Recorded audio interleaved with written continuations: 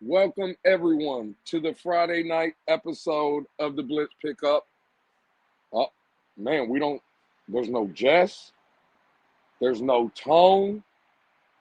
I don't even see the producer in the back. It's just me. Nah, hey, shout out to everybody. The fact of the matter is life be lifing for everybody. Everybody has things going on. So I believe Tone will be with us a little bit later. As you know, business trip, life again, life be lifing. Um, but we're here and we're gonna have a great episode either way. Tone should be, like I said, here soon. Um, in tonight's episode, we get to the game preview of our beloved Miami Dolphins, our 1-6 Miami Dolphins, going into enemy territory to play the Atlanta Falcons. We will discuss game preview, give you our thoughts, our keys to the game, things that they do well, things that we might not do well, and things of that nature. Um, First, let me just say again, it's only myself. Let me welcome everybody in that I see. Delusional Patriots fan, salute. Vamos, I see you in here. Salute. Michael K as well. Michael K says, here's the preview. After the kickoff, the Falcons score more. Dolphins lose. Keep it moving. Um, yeah, I kind of echo those sentiments, to be honest with you. Yeah, I don't think Miami, again, do I think it's a blowout by Atlanta? No, I do not. But yeah, I don't really realistically see the Miami Dolphins winning this specific game. Um, I'll give you a stat that came across my timeline a little bit earlier. It's the Atlanta Falcons with the number one pass defense in the league. Number one pass defense in the league. Going against Tua Tagovailoa-led Miami Dolphin offense, and Tua Tagovailoa, by no stretch of the imagination, is playing very well right now. I think confidence is shot. Just overall morale is shot. Listen, he's just not playing well. And that's not a good combination when your quarterback is not playing well and you're getting ready to face the number one pass defense in the league. They're allowing 141.2 yards per game. I'm gonna say that again for the people in the back. The Atlanta Falcons are giving up an average of 141.2 yards per game through the air.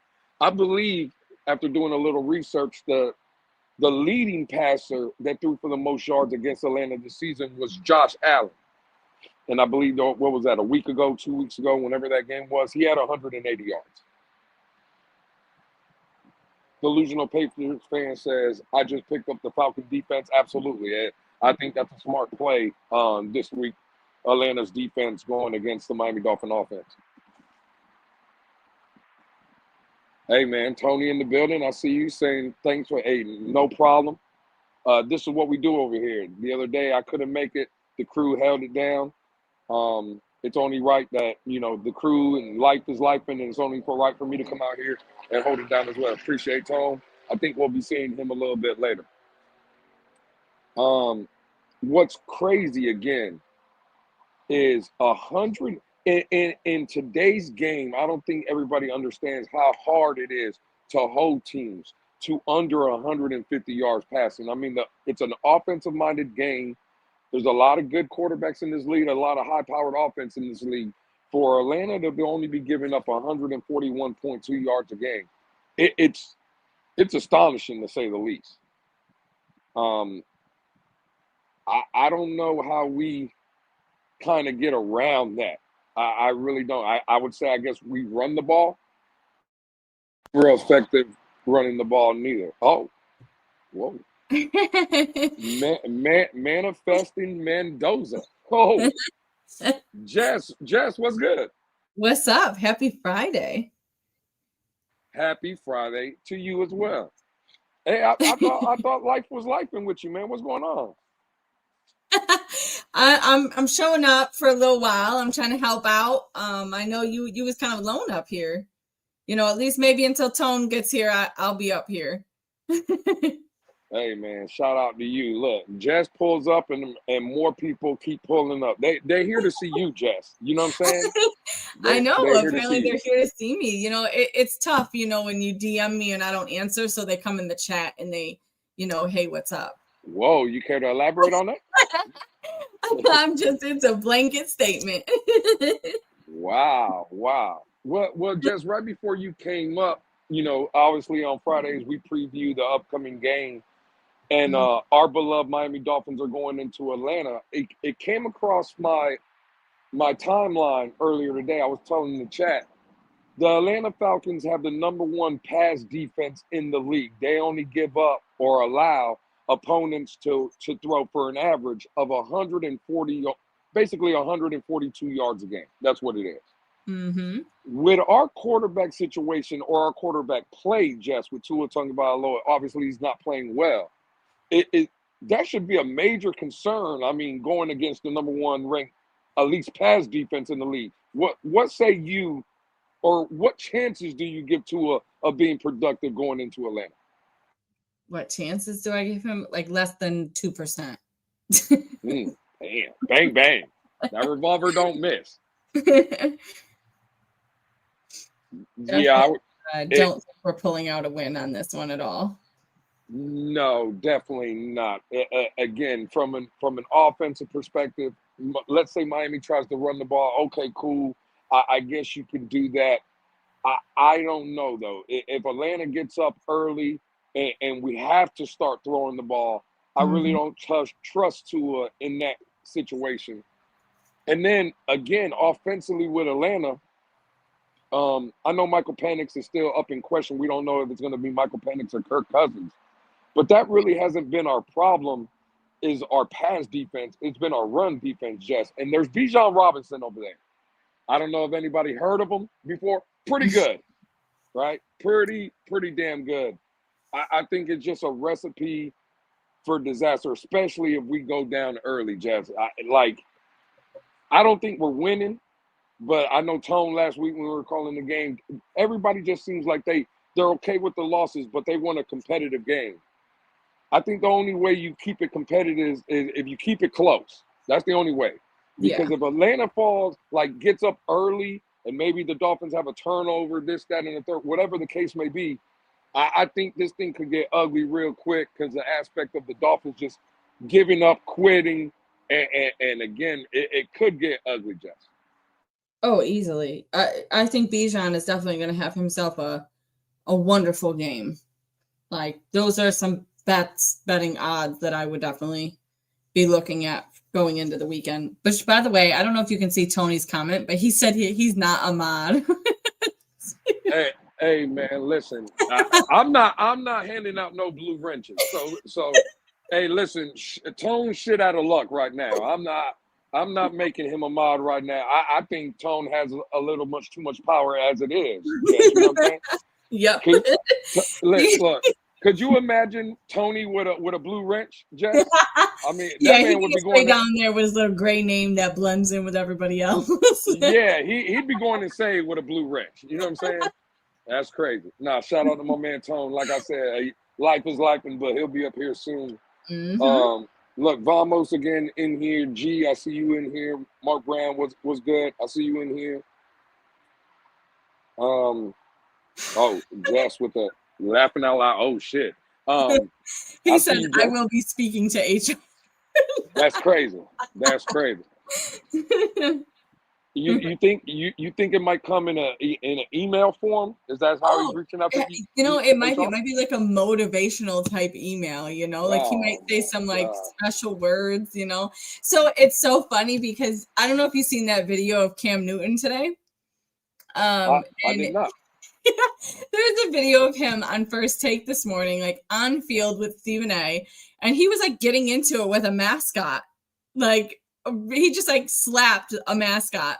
There's a screenshot of the picture, or there's a screenshot of the scene of like him like cocking his arm all the way back, like ready to just slap this mascot. And I don't know why, but my first thought was, this is Tony when he takes people around the building to go for a walk. Like this is wow. Hey. It comes to my head. Listen, man, that's crazy. I didn't know Tony was out taking people around back to smack him. I thought he was just. From what I was told, Jess, all I thought Tone does was go have conversations with people. That's what I was told. You know. You know, he used your words there. He said Cam put hands and feet on the mascot. He sure did. Yeah. Listen, hands and feet have definitely taken off. It's a hit. I think we should create it like a T-shirt or something. Hands and feet. We should. But That should. Man, Jess, it is so frustrating. Like I know we do a show, we talk about this team, we support this team. I just don't know like where we go though. Like there's so many questions, not only with the game, right? But it's just like if Chris Greer and Mike McDaniel are fired, where do we go there? Yeah.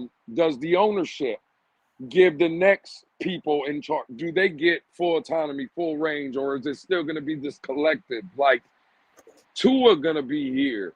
Obviously not for the like next 4 or 5, 6 years, but next year.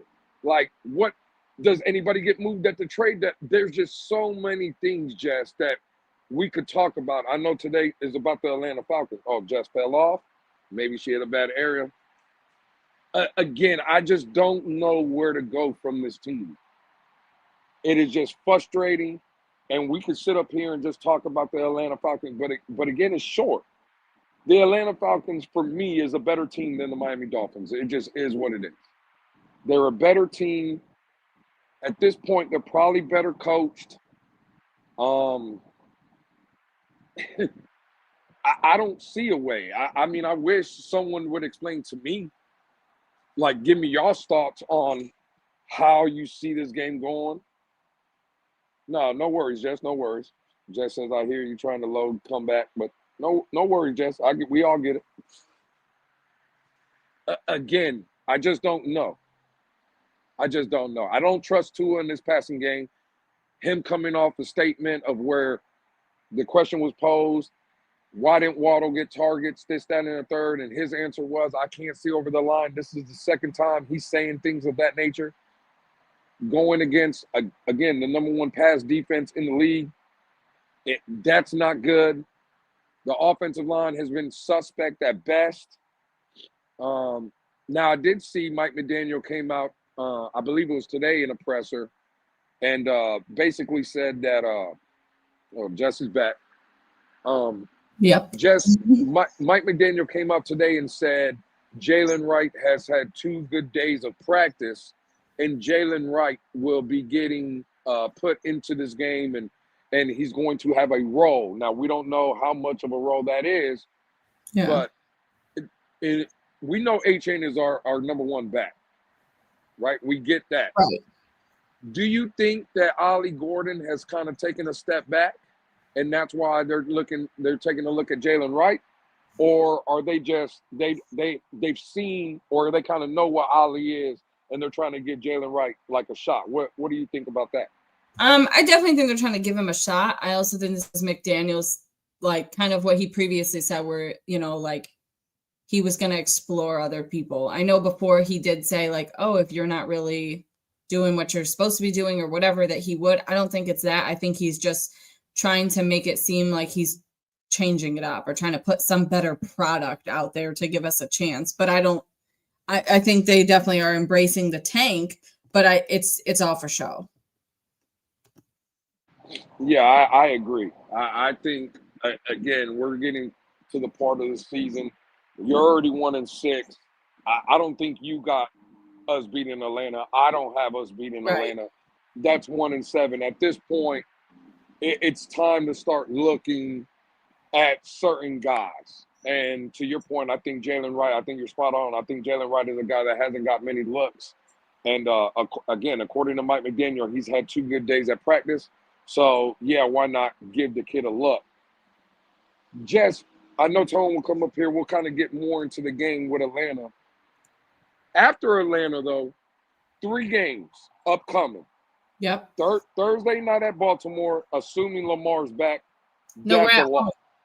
But Well, but Lamar's coming back, Oh, right? yeah, We Thursday yeah. night against Baltimore. Looks like Lamar will be back. Let's say I got. Well, I won't speak for you. You got that as a win or a loss?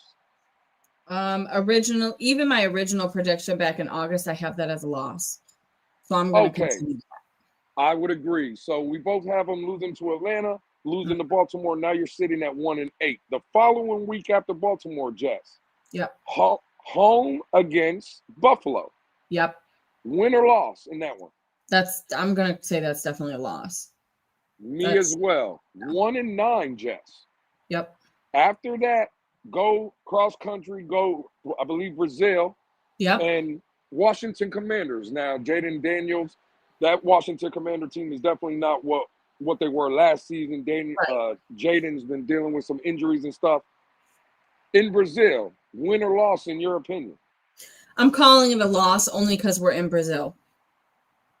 I'm going to call it a loss as well. I would have said we may have had a chance at that, just, whatever. But yeah, definitely cross in Madrid, different country. Yep. Yeah, we definitely, that's a loss. That's a like massive loss, I'm sure. Do we know, are we the home team for that game or are we the away team? I believe we're the home team, if I'm not mistaken, in that game. Yeah. Okay. So that's 4 more losses. We're 1-10 at that point, Jess. I'm going to ask you, do you think if Mike McDaniel hasn't been fired by then, do you think Mike McDaniel gets back on the plane leaving Madrid after a 1-10 start? I'm going to say yes. I'm going to say that he's still sticking around. I think that Ross really just still believes in him. I think the belief is fading in Tua, but that is still maintained in McDaniel. I still think that he's going to stick around. At that point, if you're 1-10 and then going into that bye week, there's no reason. If you're not going to fire him, if you don't fire him by that point, there's no reason to then. You might as well just finish out the season.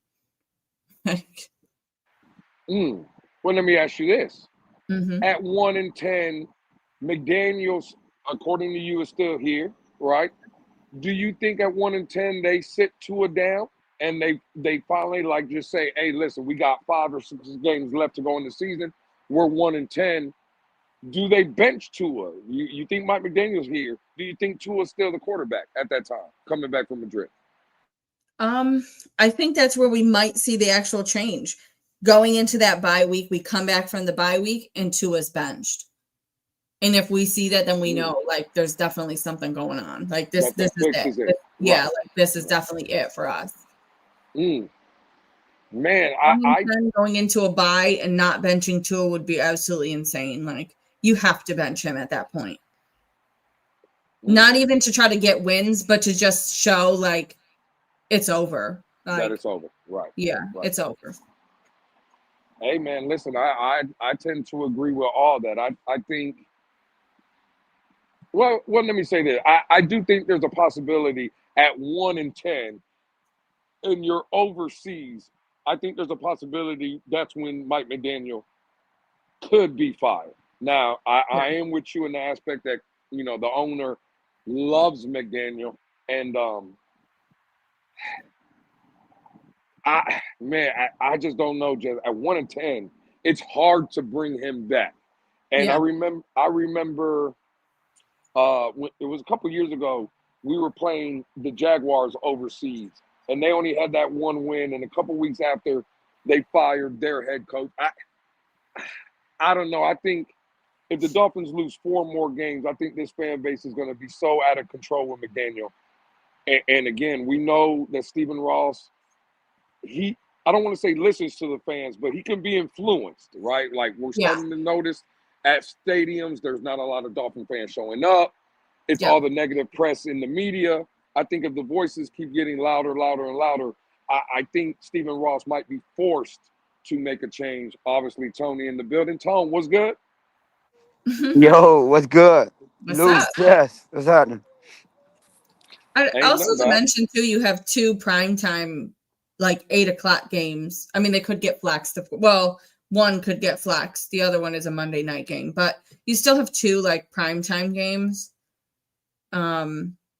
It's embarrassing. Like, you don't want to keep doing this. We already know, like, the Baltimore game is obviously on a Thursday night. We're going to be in front of the world then. Madrid, again, in front of the world. There's going to be everybody's eyes on that game only because that's the only game that's going to be on at that time. So people are just watching just to watch football at this point. And then you have 2 more 8 o'clock games after that. Like, there has to be influence by that point. Like, Ross has got to, like, if you're, I don't know, just, and I think there's a lot that depends too, which I'll add before Tony goes off. I think you might want to add into Baltimore, Buffalo, Washington.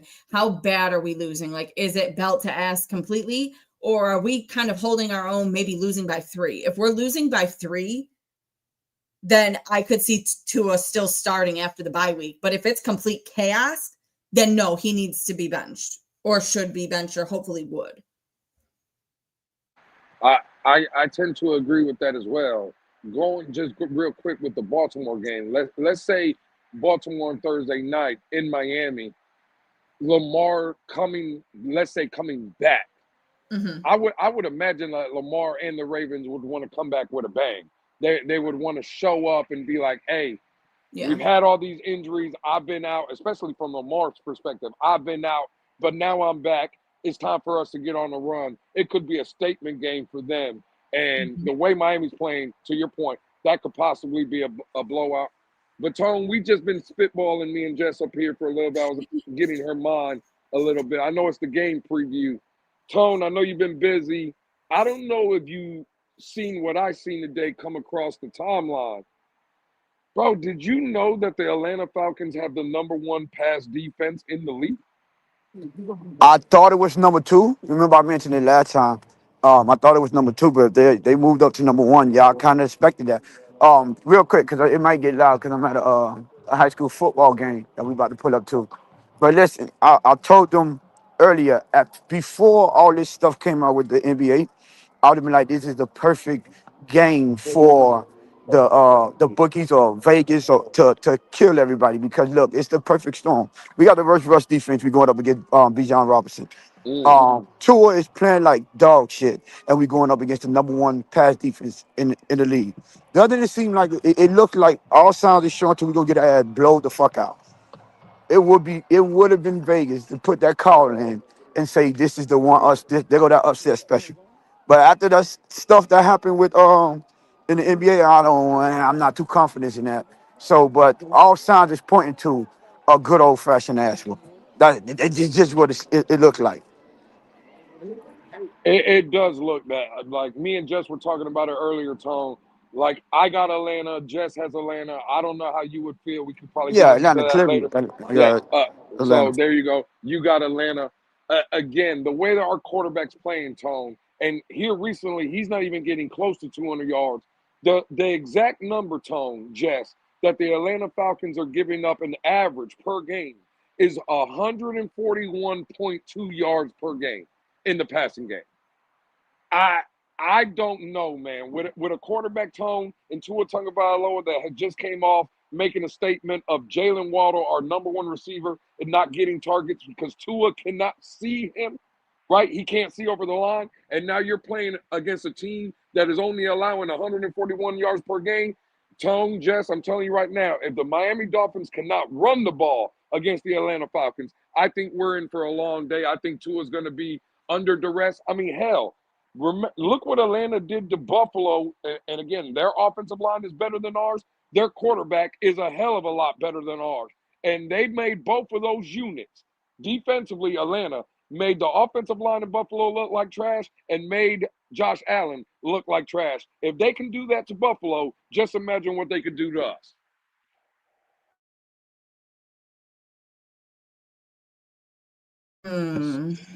So, hey, listen, man, I don't know. And again, just to Tone's point, Bijan Robinson. Yep. He kind of had, it wasn't his best performance, I would say, last Monday night against the 49ers. I think Bijan's going for at least 100, right? Is that fair to say? At least 100?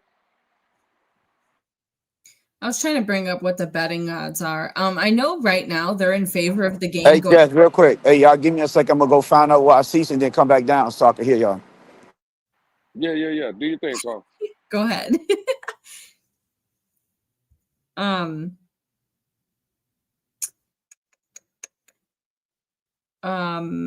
What was I gonna say?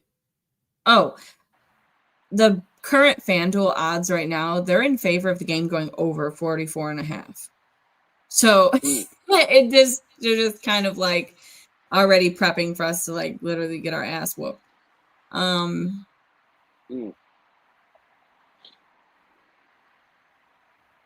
Over under for Bijan on rushing yards is 88.5. I would take the over on that if I was anybody. Oh, smash the over. Yeah. Definitely smash the over on Bijan 88.5. G, right, or no, Delusional Patriot fan says, who's stopping Bijan? The answer would be nobody on our defense. And then who is covering Drake London? Jack Jones, I guess. Just his homeboy, that's who's covering him. Yeah. He need to go too. We're off of Jack Jones? We're off of Jack Jones now. I can't do it. I just can't do it. Yeah. Again, I'm not really worried about Drake London. I would be asking who's playing quarterback for Atlanta. Is it Kirk Cousins or is it Michael Penix? I guess it really don't matter at that point. Like, I think Kirk Cousins, even if he is named as their starter going into Sunday, listen, he's a veteran. He's seen kind of everything you can throw at him. I think he would be ready to play. So I guess that really don't matter. I'm not really worried about now Kyle Pitts. I don't know, like, what's your thoughts? They got a young kind of tight end. I know Michael Penix has been kind of using Kyle Pitts a little bit more than he's been used the past couple seasons. I just don't know if that, that kind of scares me a little bit. Not really. My biggest concern, just offensively for Atlanta, is definitely Bijan Robinson. Definitely. I think if you stop him, you can kind of, again, handle everything else with Atlanta. I'm not saying no one else is. They're not going to make plays in the passing game, but that's not. At least for me, our game plan should be stop the run. Everything else I can live with. I just can't live with another 150, 160, 180-yard performance out of the running back. Yeah, no, definitely not. They also have Tyler Algier, I believe that's how you say his last name, is the backup running back. He's a little bulldozer as well, kind of short yardage back. He's a headhunter when he's running the ball. He's not looking to go out of bounds. He's looking to run over people. So, again, I think that running game in Atlanta is going to be too much for Miami to handle. I see also on FanDuel, they still have Penix as the quarterback for Sunday. So that could change, but they do have Penix listed. Yeah, it's not going to be – I don't think it's going to be a fun Sunday, to be honest. No. I think this is going to be bad. And, again, any sign for me that it gets – again, let's say 10-0 Atlanta, it's a wrap in my opinion. I think guys will start folding. Guys will check out. Hell, I'm not even that sure if some Dolphin players ain't already checking out, if I'm going to be completely honest with you. So, I don't know, man. Brad Brawl says Drake London is the real deal, guys. I'm not saying he's not. I just don't, again, not for me, just nobody is really beating Miami like over the top. Like, we're not giving these 100-yard receiver games, and no one's really killing us in that aspect. It's all been against the run. We just can't stop the run. So yeah, Drake London is a nice player. He's a good player. Until someone comes out and lights this defense up from the passing game, I'm not. Again, that's not really one of my concerns. Yeah. We'll see. And I think Bijan is definitely going to be attempting to have or like continue his streak of having really good games. I know it was mentioned earlier that he's the first player to record multiple games with 100+ rushing yards. So I wouldn't. I'm assuming that he's going to try to continue to do that. They said he's the first player to record multiple games with 100+ rushing yards and multiple games with 100+ receiving yards in the same season since McCaffrey in 2019. So he's definitely going to be continuing trying to look for that window to exceed that or continue that. I don't even want to say it's a goal because it probably wasn't really for him. And now that he just wants to continue it. And he knows that against us is going to be like his easiest shot to do that. Yeah, that's a fact. Again, I can't believe they only had, when you were reading the odds, 88 yards for Bijan. Like that's easy. That if you're into gambling, and I know there's been some stories here recently about gambling that might have a couple people a little weary, but if gambling is your thing, smash the over on that 88 yards for Bijan Robinson, because that's basically free money at this point. Man. Well, Jess, I know again it's the game preview, but I just don't know how much of a game preview we can have, right? Yeah. And we go on, I don't want to say tangents over here, but I was having a conversation earlier with someone, Jess. And again, it's kind of going to what I was alluding to earlier before Tone got up here. When I was asking you about, do you see Mike McDaniel surviving, let's say a 1-10 start, this, that, and the third? Jess, I know how you feel about Mike McDaniel. You want him gone. I know how you feel about Chris Greer. I know you want him gone. Yeah. If that's the case, and this is what kind of scares me, and I'm not trying to defend. I'm with y'all. I'm ready for Greer to go. I'm ready for Mike McDaniel to go. But if they're gone, and the Dolphins, especially Stephen Ross, comes out and says, well, Brandon Shore is going to be – there's no outside general manager coming in here. It's just Brandon Shore. Or Marvin Allen that's already here working with Chris Greer. Greer's out of the building, but Marvin Allen, let's say, is your next general manager. Do you feel better in that situation? Or is it just you're going to be happy because Chris Greer's gone? Or are you going to be happy with just someone from already here already, just getting that position? Like, how do you feel on that? So I feel like definitely lately, I feel like I've changed course just a little bit. Where I know before I was definitely like, get rid of Greer, get rid of McDaniel. And now I've kind of stepped back and like, not saying that I don't want them gone, but I have stepped back on my absolute of wanting them gone completely. But if they're both gone, having someone already within the organization taking over is not something that I want either. Like we should be getting like brand new people, like somebody else. Anybody within this organization is going to almost have like the same mindset. Like they're all, I don't want to say conditioned, but they're all under the same person, especially people that have consistently been here for year after year after year. There is no change. Like we need somebody absolutely new. I don't want to say young, but like absolutely completely has nothing to do with Ross or this organization. We'll see, and that's where I'm at, right? Because if they just promote someone from within that's already here, that for me at least, and it sounds like that's what you were saying, it's the same thing. Yeah. Just it's crazy. Today, and the only reason I'm kind of bringing this up, and I'll bring it up a little bit later when Tony gets back.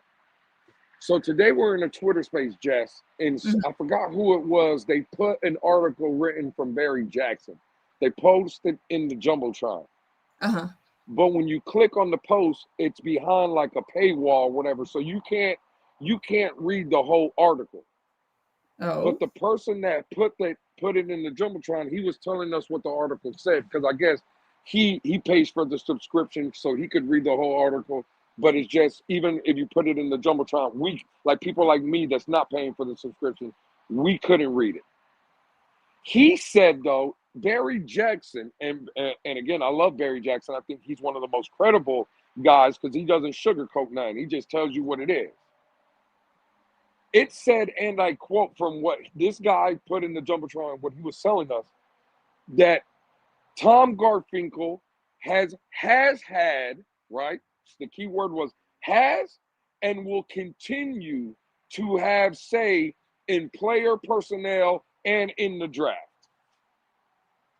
My question is, if that's the case, if that is true, Greer can go, and whoever else wants to come in can come in. Yeah. If you got to answer this, if you got to answer to Tom Garfinkel, though, nothing's changing. I don't know how many times I got to say it, just Tom Garfinkel is not a football mom. He's not a football guy, never has been, never will be. That's not his profession. Yep. And I know I had heard rumblings years ago, and I've been telling people and stuff, but if this is true, if Barry Jackson is now reporting this, again, we have problems. Because, at least for me, we've talked about guys just here, like John Harbaugh in Baltimore, if he gets fired. Yeah. I brought up the other day, I was in a Twitter space with Buffalo fans, and Buffalo was saying, oh, we're getting tired of Sean McDermott. And they believe he's one of the reasons they're not getting over the hump. Okay, let's say Sean McDermott breaks loose. Mike Tomlin breaks loose. One of those guys, right? A guy that has won in this league at the highest level and this, that, and the third. Do you think any one of those three guys I just mentioned, Jess, would even entertain coming to Miami if they had to work and had to actually listen to and take orders from Tom Garfinkel? No. Bingo, Jess. And that's the problem. Because then now we're not going to be able to get one of those guys. Guess who you're bringing in? Another Mike McDaniel. Exactly. A yes man. So this is what, like, at that point, why would I want to fire Mike McDaniel then? It doesn't make sense to me, Jess. I don't. Again, I can't say it's 100% true, but if that is factual, we got bigger problems than we really think of. Mm-hmm. And do you think, oh my gosh, having a moment here. Defense coach, why am I having a moment? Do you think he's gone? Anthony Weaver. Okay, yeah. Do you think you really think they're going to let him go this year? I think if Mike McDaniel, well, yes, I think Anthony Weaver ain't coming back. Even if Mike McDaniel came back, I think Anthony Weaver is gone. But listen, at this point, I think, like what we were talking about earlier, I think the voices have been loud enough already. We know people are just tired of this regime. I do think ultimately Mike McDaniel does get let go. I think Chris Greer ultimately, when I say let go, I don't think he's leaving the organization. I just think he's getting fired with a promotion. Like he'll go to team president or whatever. Yeah. And he'll still be on the roster. Yep. But yeah, I think a lot of these coaches are gone, Anthony Weaver included. Again, the biggest problem I have, and I know, Jess, I always come out and say, well, Tua's our biggest problem, and this, that, and the third. And I love our owner, Jess. Don't get me wrong. I love Stephen Ross. I think he has done a lot of good things. I think he's the kind of owner that you want when you come to him and you say, hey, I need this money. He's willing to spend it.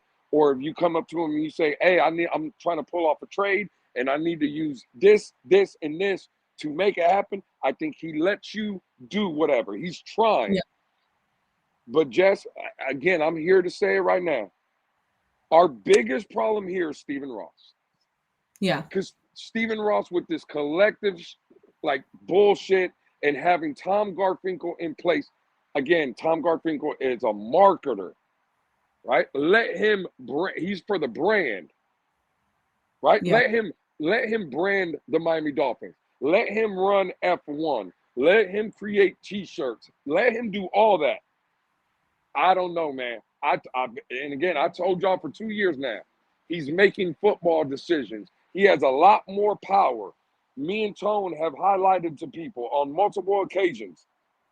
Tom Garfinkel basically, or owner Stephen Ross saying, Chris Greer has to answer to Tom Garfinkel. I, like, I don't know how much more proof people want. And now Barry Jackson reporting and writing things like this. Again, this is what scares me. Yeah. No reputable head coach or general manager or anything with like gravitas or however you say that word, they're not going to want to work with Tom Garfinkel. They're No. not. So, listen, Jess, this is dark times for the Miami Dolphins, in my opinion. I'm not gonna lie. This is very dark times. Unless Stephen Ross just says, "Hell, I'm changing. I'm firing everybody, and then I'm putting football guys in place." But if he doesn't do that, I don't think nothing changes. Right. Yo, my bad, I'm back. Lou, what you was talking about? I caught the end where you were saying Tom Garfinkel. What the question is? Do we see them changing, or what's going on? Well, Tone. So today, I forgot who it was, but somebody in the Twitter space came in and said Barry Jackson, whoever. I don't Barry Jackson write for the Miami Herald? Ain't that where he writes for? Yeah, yeah, he do.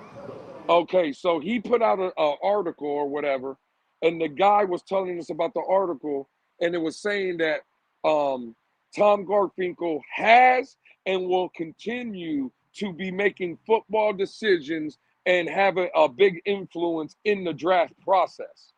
That's what Barry Jackson wrote. So in the Twitter space, I said, hey man, put that article in the Jumbotron. I want to see that. But when he put it in the Jumbotron, Tone, when you open up the thing, it would show like the headline of the article, but then it was behind a paywall, so I couldn't. You have to be subscribed to the Miami Herald or whatever. I couldn't open up the actual article to read the whole thing. But this is what I was asking Jess, Tone. Like, we all want Chris Greer to be fired, cool. McDaniel to be fired, cool. This, that, and the third. Bro, if Tom Garfinkel is making decisions and has this kind of power, right? I'm not saying he's the end all be all. But again, we talked about this, Tone, multiple times.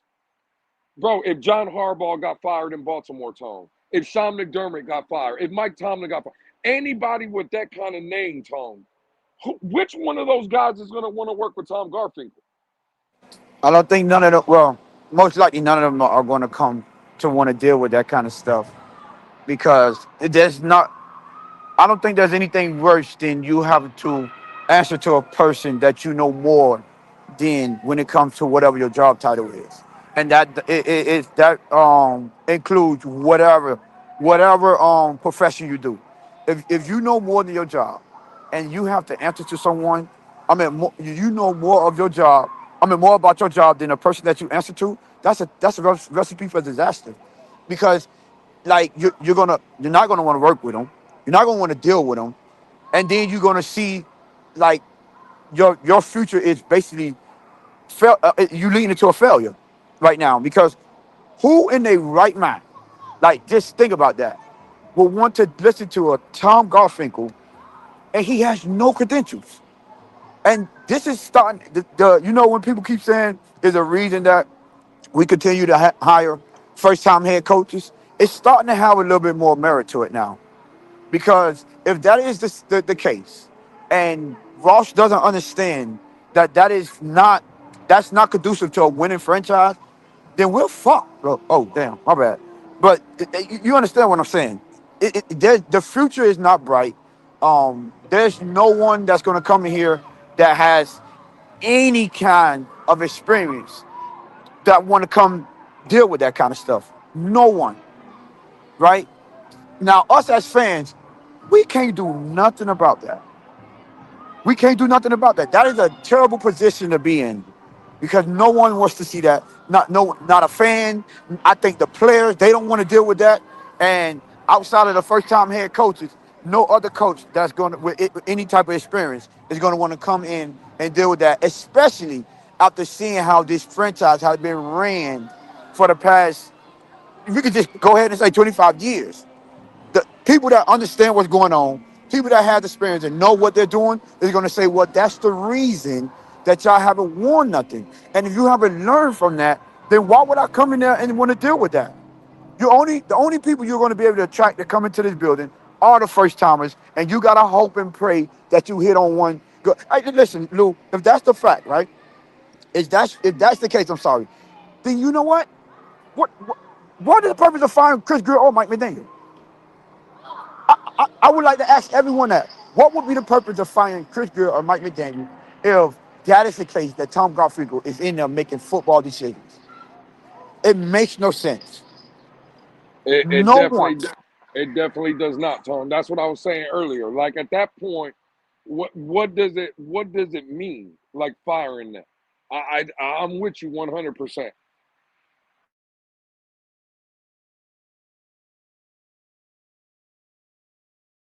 My bad. I was trying to come off mute, on mute.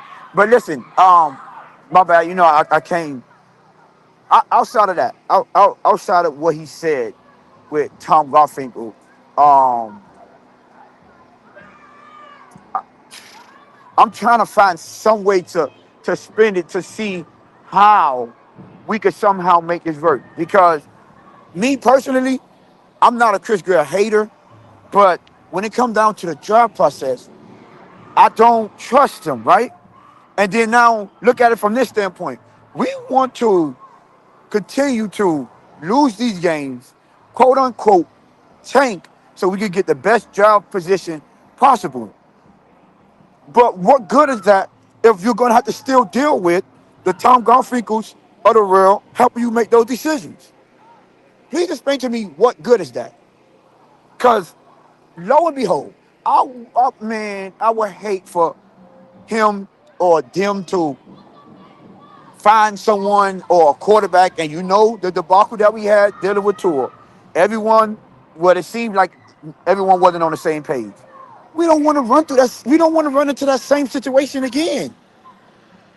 Why do we want to do that? To me, it's like, man, like the blind eating the blind. At this point, it's the blind eating the blind. So was Brian Flores right the whole time? Yeah, yeah. Well, listen, he was absolutely right, Tone. We know Brian, and again, Tone, you've heard me say this multiple times. Chris Greer hired Brian Flores. I'm not saying every relationship is perfect. I'm not saying that Brian Flores and Chris Greer maybe didn't always see eye to eye. But what they tried to paint the picture or the narrative was, well, Chris Greer hated or Chris Greer hated Brian Flores, and Brian Flores hated Chris Greer. I don't believe that to be the case. They might have bumped heads, but again, I've told the story. I don't think Brian Flores had a problem working with Chris Greer. I don't think Chris Greer had a problem working with Brian Flores.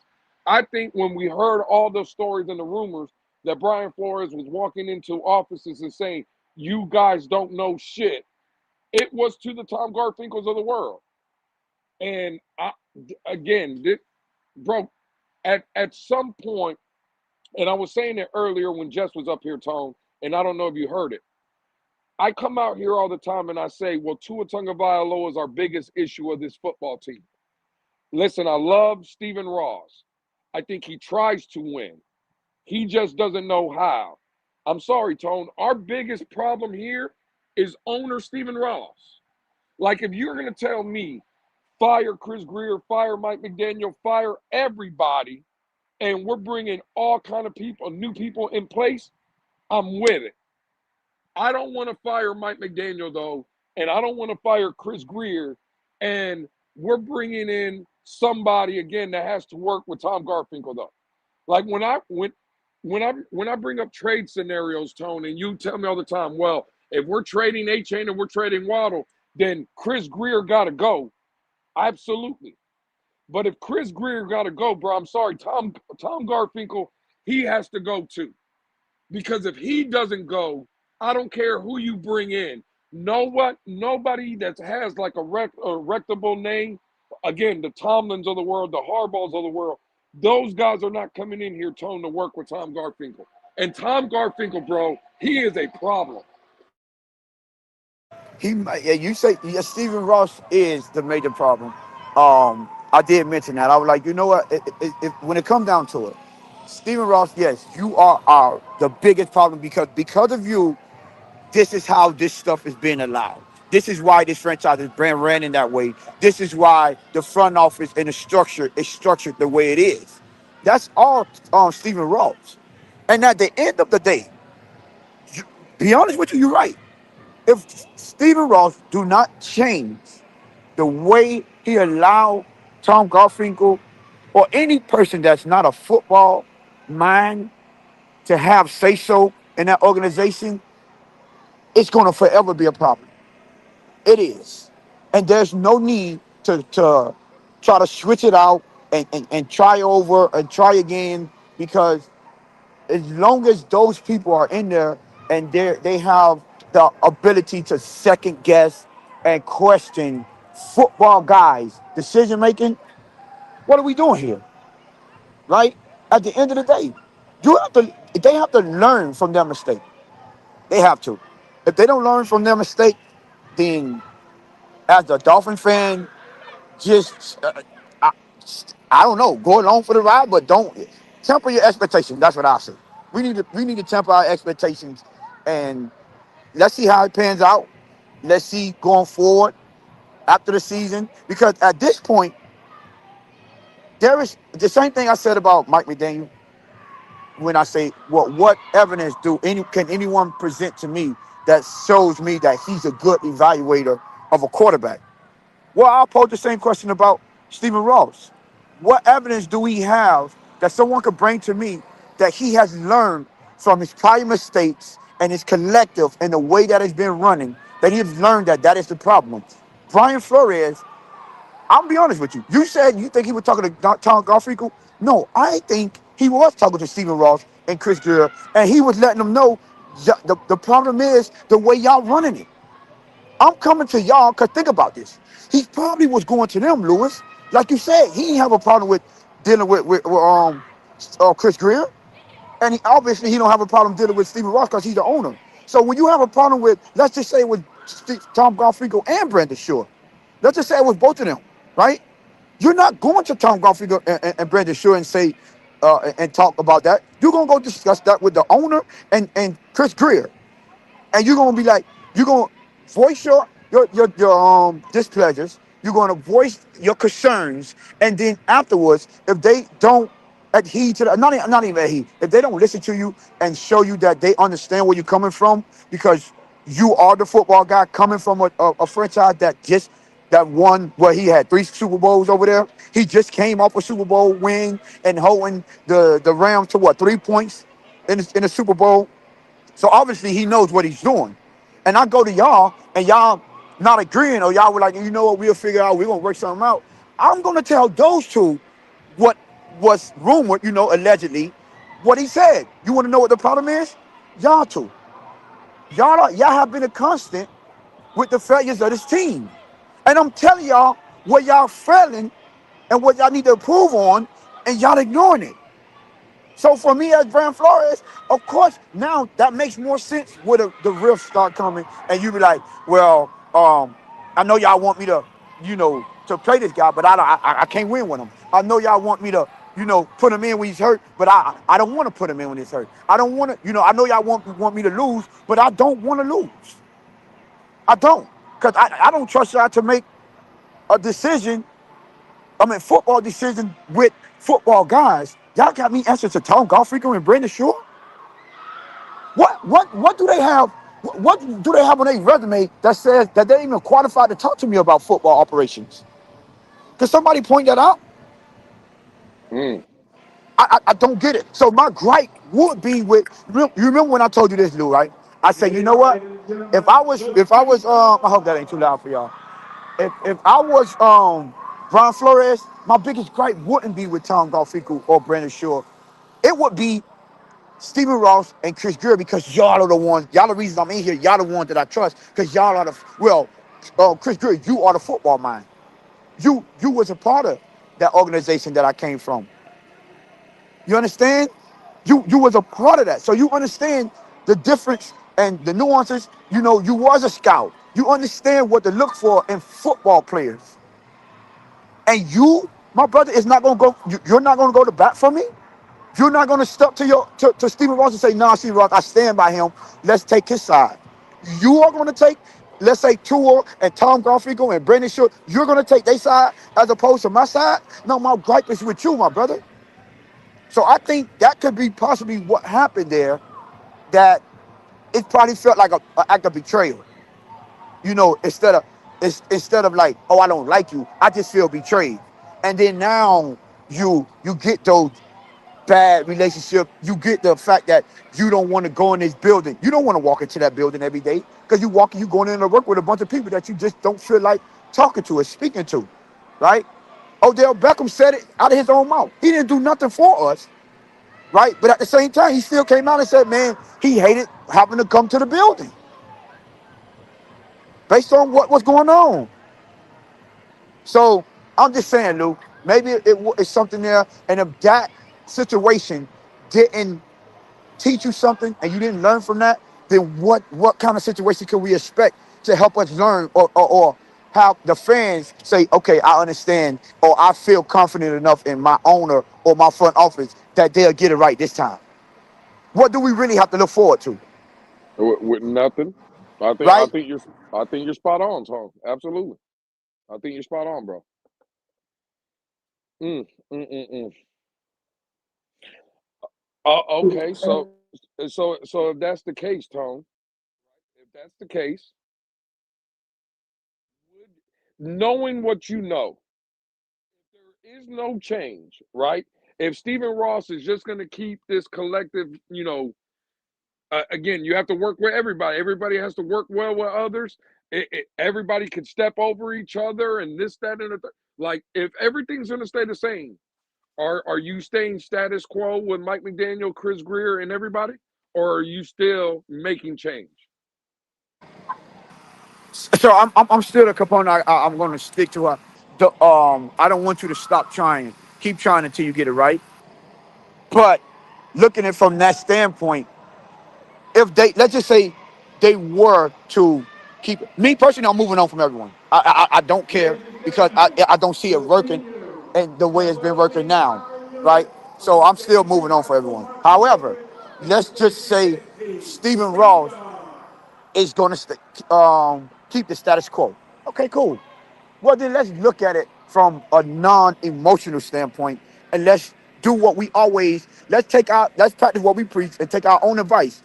If you think Chris Greer put his foot down and say, "Nah, this is my decision," which he came out and said he has that power, he has the ability to do that.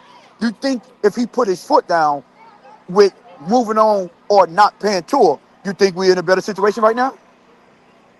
Yes, absolutely. So with that mind, with that being, oh, I see Jeff back. With that being said, guess what? My only hope is if you keep it status quo, okay. If you keep it keep it the way it is and don't move on from them, Chris Greer. The only hope that I have now, you have to do what you said in the media and not defer anymore like you used to, or as much as you used to. You have to say, now I got the final say so. I know more about football operations than any of y'all. So this is my call, and this is what we're going with. I think if he do that, we're not in a as bad a situation as it seems. But if he's still the same old person, he's still non-confrontational, he's still deferring, it's going to be like those the years when Detroit was bad for all those years. It's just couldn't seem to get right. It seems like we're in that era as a fan base and as a franchise. We're in that era to where it's going to take something catastrophic. I'm sorry, or just the luck of a draw of us to get someone in here. Because they looked up with Dan Carpenter. I mean Dan Campbell. I'm sorry, I called him Carpenter. That's crazy. Dan Campbell. They lucked up with him, and then he eventually turned that franchise around. So there's still a possibility. However, the future don't look bright. The future don't look bright. This is the only. I ain't gonna say this is the only hope. This is another thing that I'm like. What I could take, and I say, I could see the glass half full instead of half empty. Stephen Ross, Tom Garfinkel, Brandon Short, and Chris Greer, they've been working with each other for some while now. And if he got, like you always say, Lou, if he got that little black book and have all of the mistakes that they've made, maybe he could convince them to say, listen, let's try my way. We tried it all the other ways. Let's just try it my way and let me do my job, and maybe it could work. You understand? Because they have the history and they have the rapport now to where he should be able to do that. That's the only thing that I can say I can hold my hat on and say I'm gonna look at the glass half full. But to answer your question, if it's up to me, I'm moving off all of them. I'm still moving off all of them. Okay. Now, follow up question to that, because I'm with you. I'm ready to move off of everybody. You bringing outside people? Well, I think I know your answer. No, I think at the end of the day, it makes no sense because no one is coming. No one's coming in here to deal with that. Now, if we do bring this, So you're hiring with hold on, them. hold on. No, what I would do now, if it was up to me, I would bring in. I don't know if they gonna do this. I don't. Well, I hope they do. I'm bringing in someone like a Mike Tomlin or someone like with that can go in and say, I've been here, I've done this. In order for me to come into this situation, y'all have to let me do it my way. I don't know if they're gonna let a newcomer come in and demand that. That's just why that's why I say looking at Chris Greer with the glass half full, I'm like, well, he could demand that because he's been there. He has all of the mistakes that he made. He know all about the decision making. He know all about the differences and the disagreements. He knows all this, so he can use that to his advantage to say, okay, this is why we should move forward this way. Someone new coming in to a billionaire owner is going to come in and demand some things, and that owner, Steve Ross is going to be like, well, you got to prove yourself first. I'm not just going to hand over the keys to you unless they go get someone like a Mike Tomlin to let them run the operations or anyone. I don't know if they'll give that to Rex Ryan, but I would like for them to try. Because one thing I do like about Rex Ryan is he understands football players. He understands the tone of the locker room. So I would preferably myself, I would prefer to bring someone new in. Yes. Well, that's from the head coaching perspective. Yeah, I know, I get it. I'm asking. Oh, you talking I'm about at the GM? Yes. I know you probably thought I was gonna say Brandon Sure. No. If they move, yeah, just put Brandon Sure in there. If they're not gonna bring someone from the outside, um, but I don't know. That's one thing that I haven't done, but I haven't because I know they said the assistant GM out there in Kansas City or the assistant GM out there in Baltimore for the Ravens. I haven't done my homework. I haven't known how long they've been in a position for me to give an honest assessment of what I think or should I or do I feel like we should bring one of those guys in. So I can't give you a definite answer, but I would prefer, like I know, listen, I troll all the time about Brandon Sure, but I would prefer someone from the outside because everyone that's in the building is a part of this turmoil. Everyone, right? exactly. And Yes. I don't really, I can't give no passes. So yeah, bring me somebody on the outside looking to fix this problem.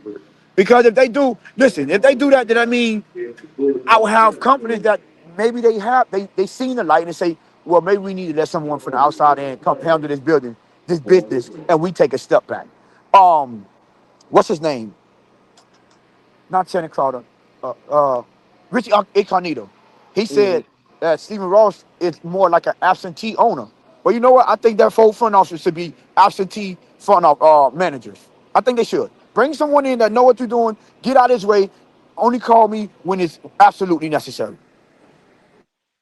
Yeah. See, and I agree with all that. That's what me and Jess were talking about earlier.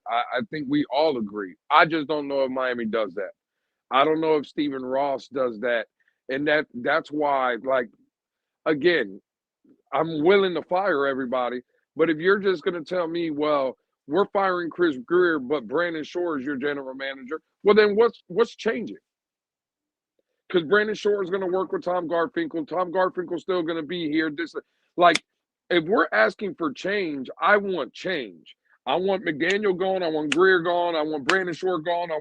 Or let me not even say Brandon Shore gone and Tom Garfinkel gone. What I want is them not making football decisions, right? Because to your point, like bringing someone new in from a Tomlin or Harbaugh, one of those guys, I don't think Stephen Ross is giving them full autonomy. I don't think Stephen Ross would hire Tomlin and say, hey, Tomlin, you go get your general manager, right? Or even if he did, let's say he hired Tomlin and he told Tomlin, hey, Tomlin, you can go you bring in whoever you want, but that person still has to answer to Tom Garfinkel. Like Mike Tomlin will probably look at that and be like, bro, no, what are we doing? So that's my biggest fear, Tone, is like we get rid of everybody, but then like the defensive coordinator with the Rams, the Don Shula's nephew, Chris Shula. I think we fire everybody, and that's a guy that they would hire. Another first-time head coach that can just be a yes man. Right? Like, why would I want to? I already know what I'm getting from McDaniel. This is what I was telling Jess. Like, if we're bringing in another guy like McDaniel, then why the hell are we getting rid of McDaniel? Exactly. Like, we want change. And I'm sorry, bro, unless Stephen Ross is going to change and take away the collective bullshit, then I'm sorry. You could fire and hire whoever you want. But you can't tell me or you can't sell me change, but then hire or promote someone that's still here already. And nah, bro, that's not change to me. I'm sorry. And at this point, all I can go by is how Stephen Ross has moved. And Stephen Ross don't seem like the kind of person that's giving up that collective shit anytime soon. So, I don't know, man. It's frustrating, though. I don't think it gets better from here. I think it gets worse, right? And I'm just not talking about this season. I think moving forward, and hopefully I'm wrong. Hopefully Stephen Ross looks at this situation and again, change is coming in the way we all want. I just don't see it, though.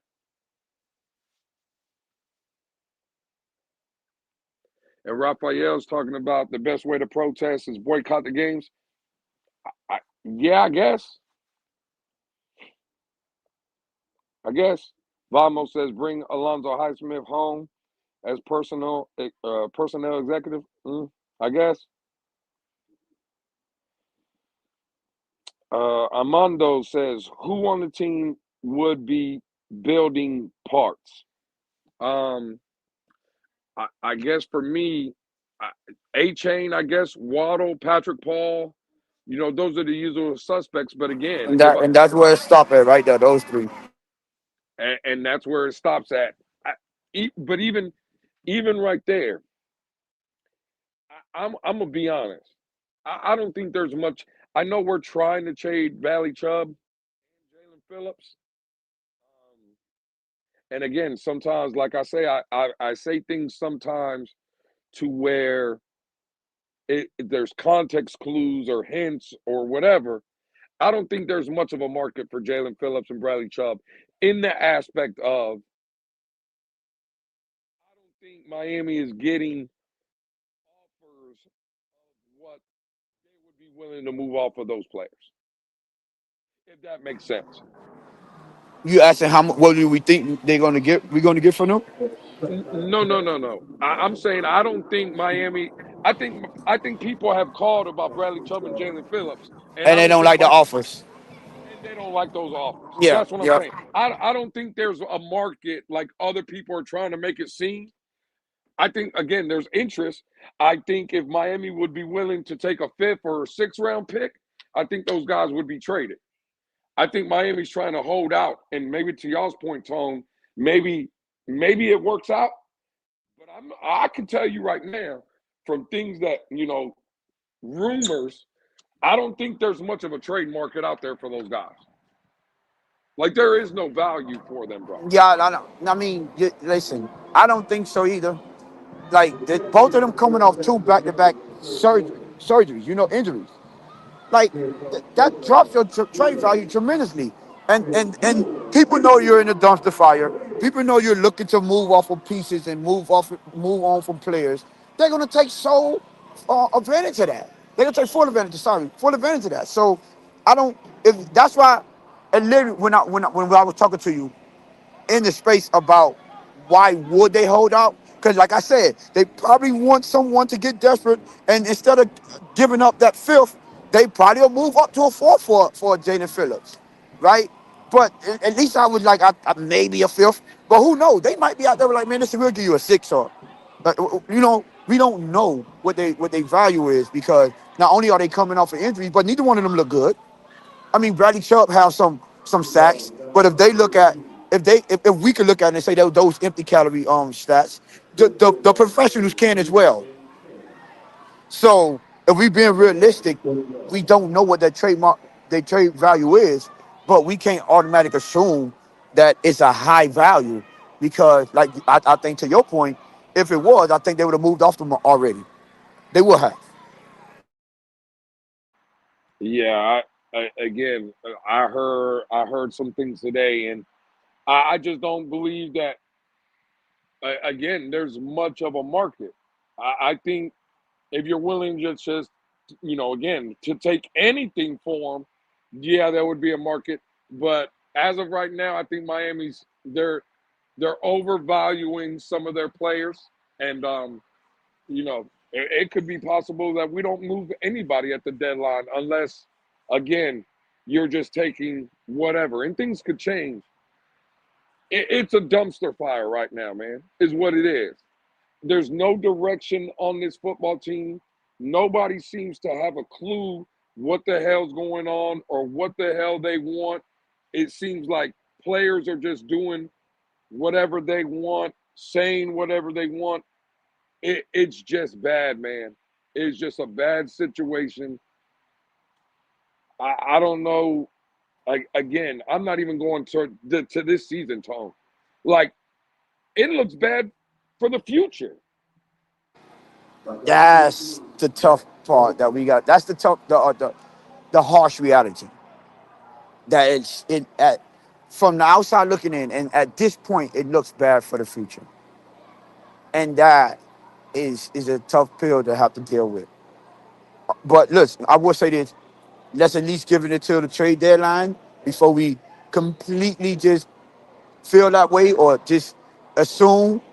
But I mean, at this point, the assumption is that I think we have the right to assume that it doesn't look too good, and the future don't look right now. Unless something drastically change, is it's not encouraging. I would say that, and that's man. Listen, I mean, we're gonna be fans regardless, but to come to that harsh reality, it's not a good feeling. It isn't.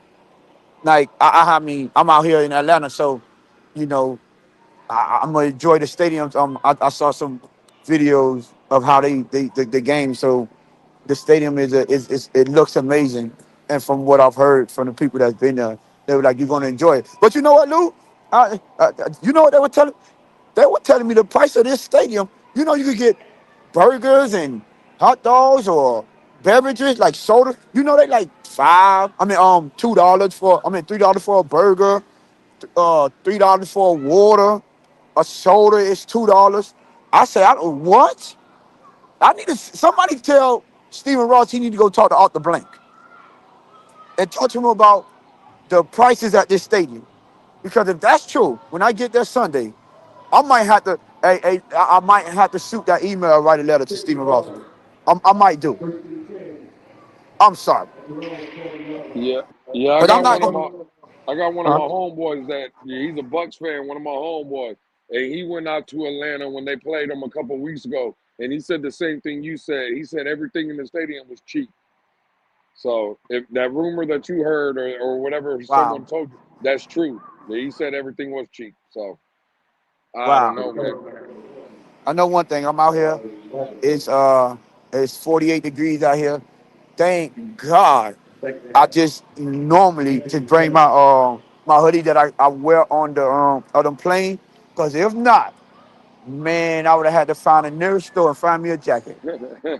I be forgetting everywhere not Miami, man. My boy Wally, the one I tailgate with, his son play for you. Man, that man out here, boy, he fighting for his life out here. Boy, he Damn. fighting and he So Jamaican too. So you know he ain't used to that. Yeah, 48 degrees. Yeah, that's a little nippy to say the least, for sure. That's cold. It's Well, 47 up at my house right now as well. Very cold. My heat keeps going on. mm, I mean, I like. Now see, I don't mind this kind of, but I don't never get it. I know I'm supposed to like the warm weather climate, which I do, but I don't mind getting this type of weather at least once in a. I don't mind getting. This is fall weather. I wouldn't mind getting this. Now we start the 30s and 20s, y'all can have that. But 48, I mean, I deal with this. Give me this weather. I wouldn't mind this for a good 2.5 months. You know what I mean? Nice weather out here. Get to wear my hoodie. I wish I would have knew it was gonna be this cold. I would have bought my Dolphin jacket. But man, it is what it is. I'm out here waiting on this food while this game is over with. The home team, my boy, his nephew played for this team. He's pretty good at running back. They 35-0 out here. So at least I'm watching some winning football. well, you watching some winning football today, but you ain't gonna be watching no winning football on Sunday. Tone, while hey man, listen, while we got you up here, right? And again, everybody say we appreciate Tone for coming up here again on the business trip. Obviously, you can hear he's outside and still pulling up. Tone, let me ask you this. Game, this is the game preview. Kind of me and Jess were talking about it earlier. Give us some things that you think well, I'll ask you, Tone. How does Miami get a victory in Atlanta on Sunday? If Atlanta, if Bijan, Drake London, and their defense don't show up. Well, there you go. There you had it. That's Tony's analysis of the game. No, I'm just playing. Um, hey man, that's crazy. No, listen, Um, man. What you want me to do? Uh, you want me to lie to these people? From my opinion, if Bijan Tyler Alzira, whatever you say his name, Alzira, he if Bijan, man, they got a good running game. Our running game is terrible. They have uh, a great passing defense. Our passing offense is horrible. What do you want me to say? If I come up here and say, you know what, I see if what, you know what, if Tua grow a couple, if he go from 6 foot or whatever he is, 6'1" to 6'5", and he's with that runs a 4.2, maybe I feel like we have a shot of at competing. But if that's not gonna happen, all signs shows or points towards us losing, and I'm sorry, it has a potential for it to get bad. Now, hopefully it don't. I want to see a good game. I would not. I would be not. I would be being dishonest if I say I want us to win because no, I don't. I don't see. I don't see nothing good coming out of a W. But oh God, they even the home team leaving, they beating them so bad. Um, but I would. I, no, I don't see no good coming out of W. So the only thing I can ask for is a good game. But if you want me to give you some analysis or some stats or some scenarios or reason for the Dolphins to win, I don't have that. I ain't got it.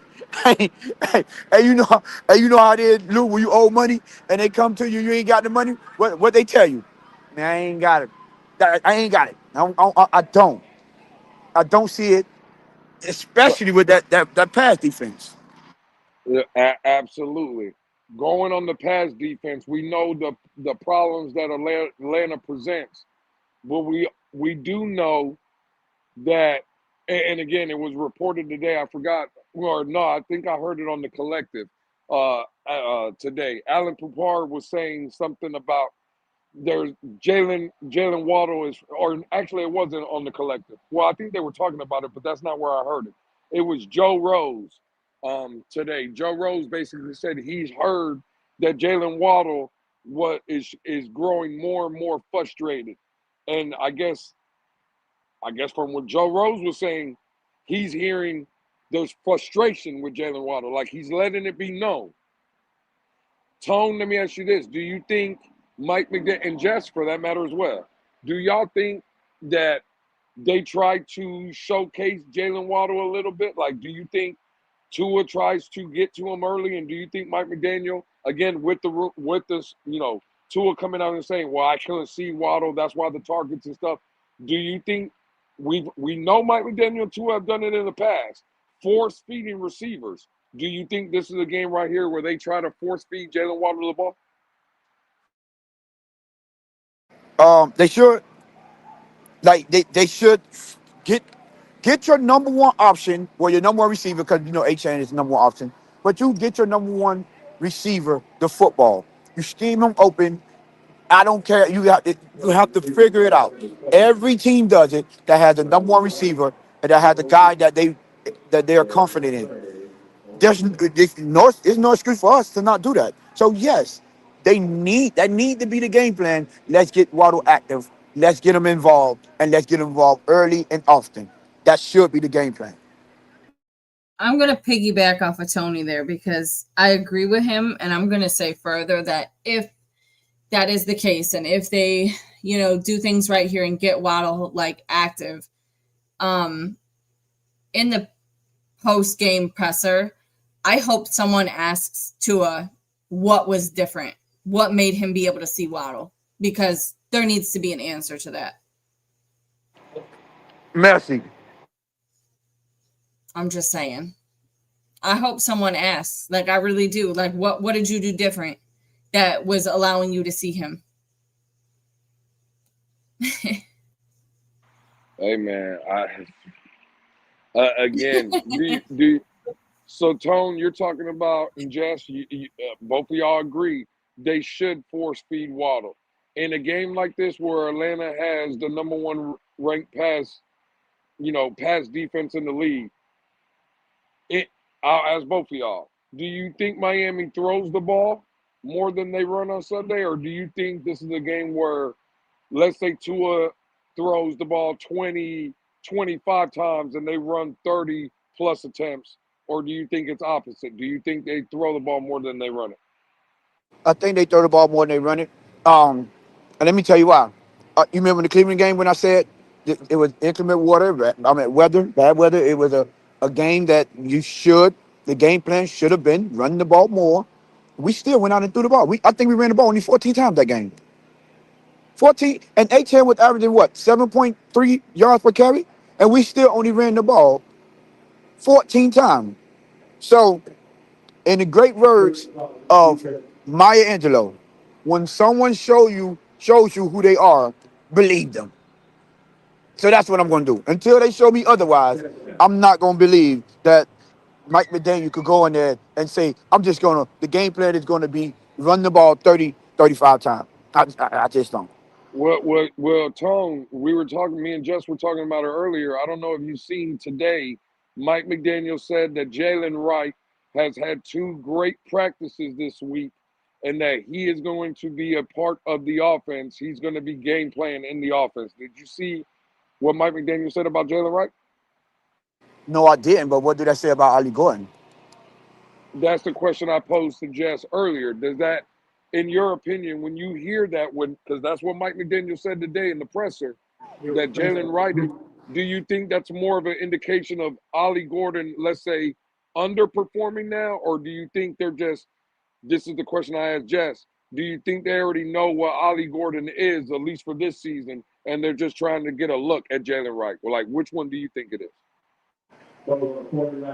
At this point, I don't know. It could be that they want to get a look for Jalen Wright coming out the injury, because remember they invested in him first, and they traded up to go get him. So, and we know how our front office are when it comes to their draft pick. They're going to give them all the opportunity that they can. But based on watching the game, based on watching the film, there's nothing that I've seen to say that Ollie Gordon has had a setback. Nothing.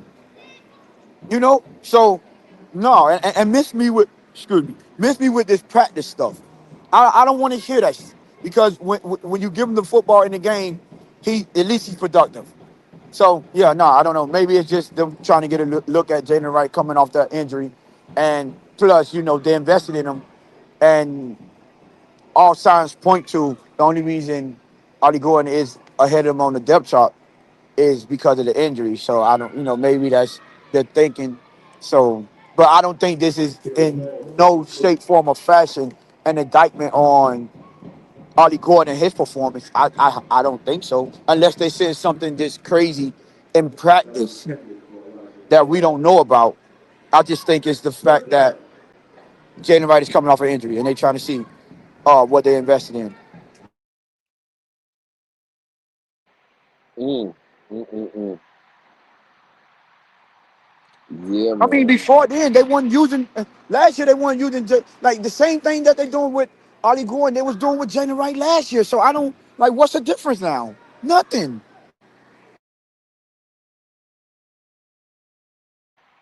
Yeah, yeah, that's true. Let me ask you guys this. We know basically we got the word. It was either late Saturday or that Sunday morning that Quinn Ewers was getting elevated to QB2 and Zach Wilson was going to be the emergency quarterback. Now, Mike McDaniel came out today and said he hasn't made a decision yet, but earlier in the week, he said he was going to let Zach Wilson and Quinn Ewers kind of battle it out for QB2. Sunday, going into the game, who's backup quarterback for Tua Tagovailoa? Is it Quinn Ewers or is it Zach Wilson? It needs to be Quinn Ewers because if not, then it's just another sign of a bunch of dysfunction going on. Because like, what are we doing, bro? Now you Yeah. flip flopping backup quarterbacks? Are you serious right now? Like, no, man. To answer your last question, Lou, too, but running the ball, are we going to have a passing game? I'm actually going to flip from what Tony said. I'm saying that we're going to run the ball more only because I feel like Tua's not confident in his arm, and McDaniel's going to play into that. And they're going to try to curb as many as they can of these interceptions that he keeps throwing, and we're going to see a run game instead. Mm, mm. Yeah, I listen. I could see that too.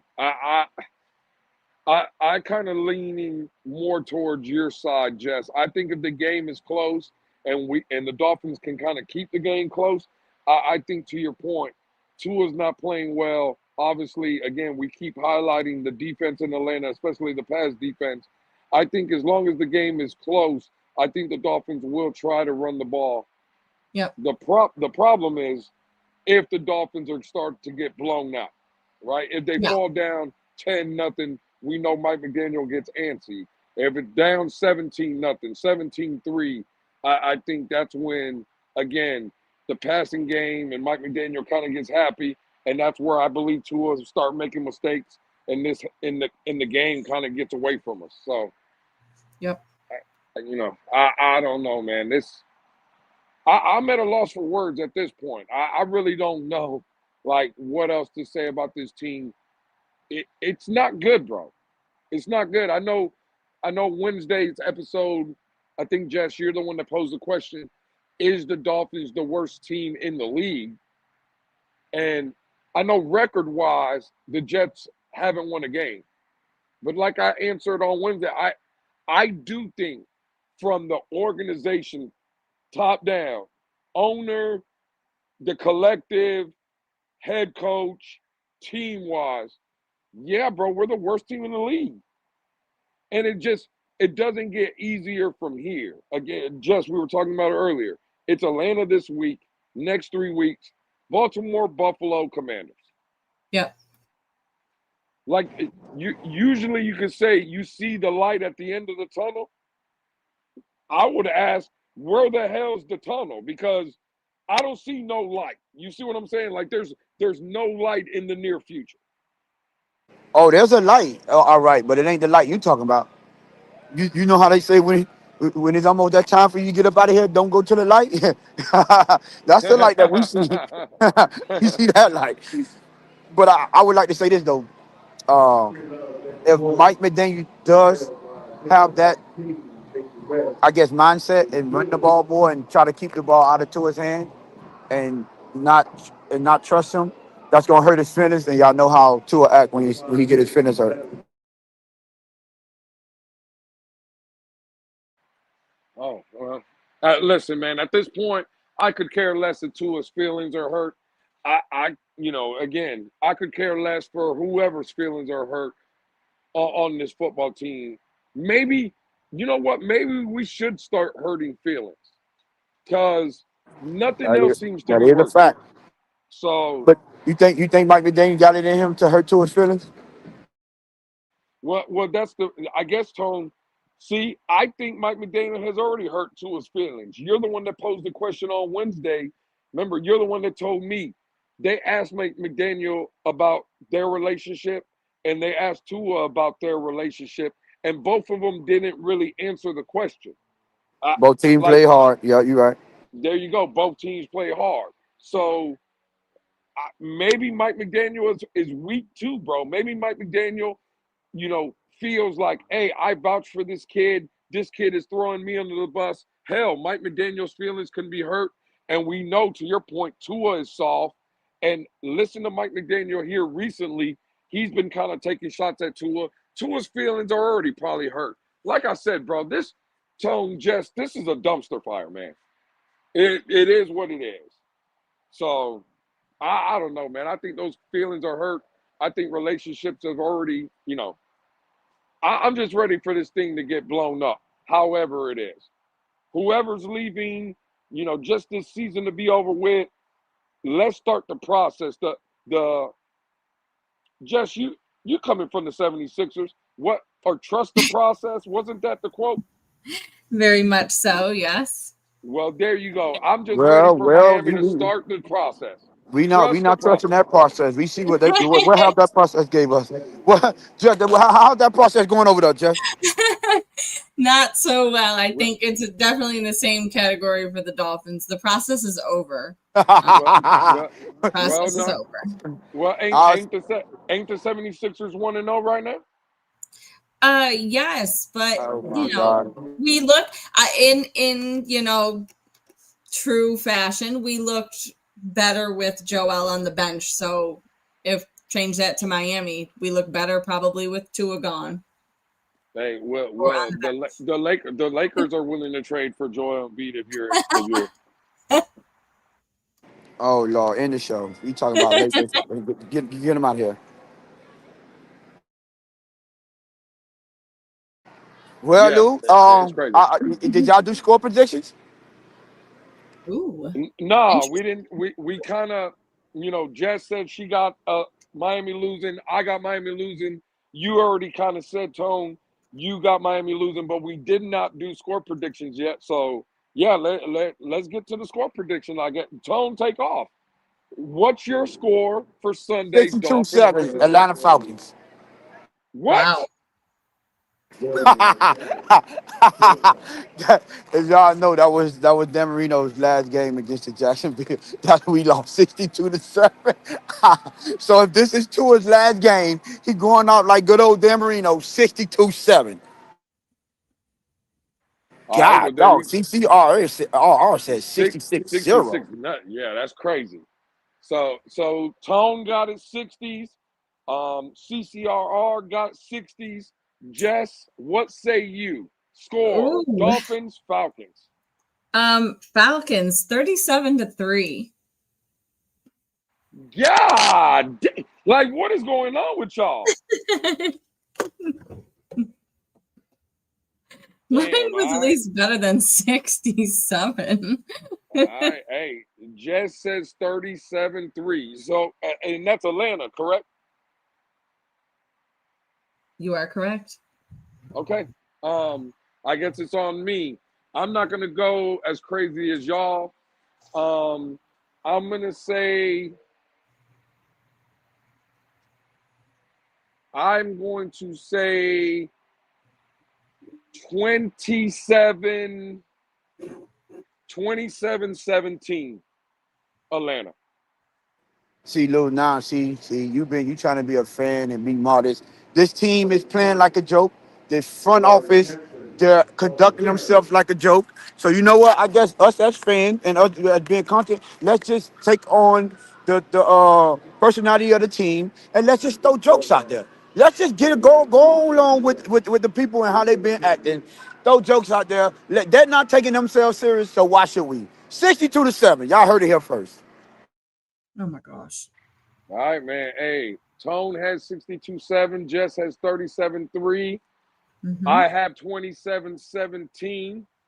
Um, Hey man, I guess we're an hour and 35 minutes in. As you can see, Tone's outside. Life is lifing. With I'm good. I don't think I got anything else. Jess and Tone, I don't know if y'all want to get into anything or y'all got anything else, but that's up to y'all. Like, y'all good? Y'all got anything? 41-9 from the producer. Yep, I was just about to say that. Let's go, I baby. hey, I didn't Lou, you see the that. Lone Ranger, my brother.